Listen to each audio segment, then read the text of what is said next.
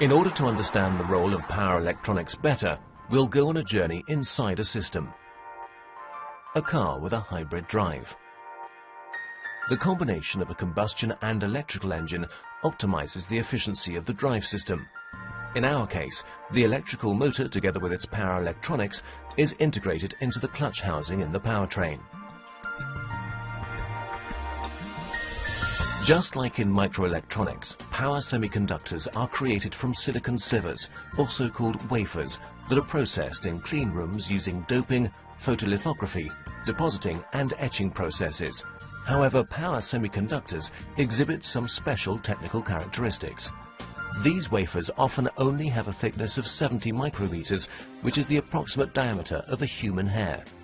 This is very thin and extremely fragile, and handling these plate-sized silicon wafers places high demands on automated production. Due to the fact that monolithic integration of power electronic circuits in a single chip is generally not feasible, hybrid integration with modern packaging and interconnection technologies play an important role. An example is the power modules, which implement the basic circuits of transistors and diodes on an electrically insulating ceramic substrate. New ceramic materials with high thermal conductivities, such as aluminium nitride or silicon nitride, allow the removal of heat from the power semiconductors. With the integration of the necessary control circuit, the sensors and the monitoring circuit, the power electronic basic circuit becomes a smart power module.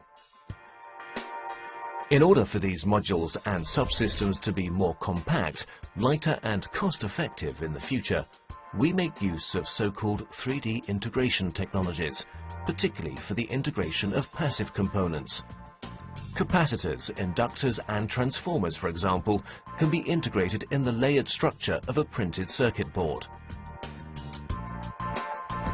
An example is the laptop computer, with its cumbersome external charger, which can be integrated into the computer using efficient power electronics. These developments obviously haven't stopped yet. Laboratory researchers are currently working on the power supply on chip concept, where the necessary passive components are integrated together with the power semiconductors on a single chip. The power semiconductor is a key component. Alongside the standard material, namely silicon, the laboratories are working on new semiconductor materials and the resulting devices. Promising materials are silicon carbide and gallium nitride, which have several significant advantages for power electronics due to their wide band gap.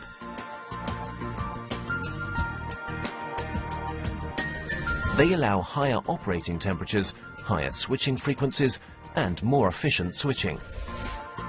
In the same way as storage and transistor density is a key metric in the field of microelectronics, power density per volume or per weight is an important figure for power electronics.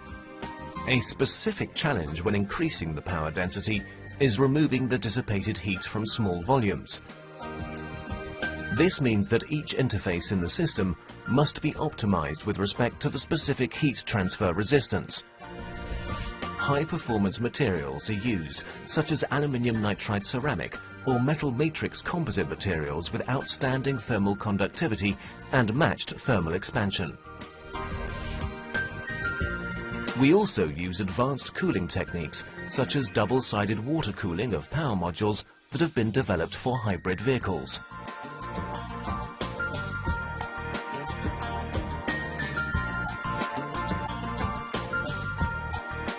All of this requires ambitious young researchers who have the desire to drive these developments forward. This makes power electronics one of the most innovative and interesting areas of science and engineering in the coming years. It's a technology for the future and the future of technology.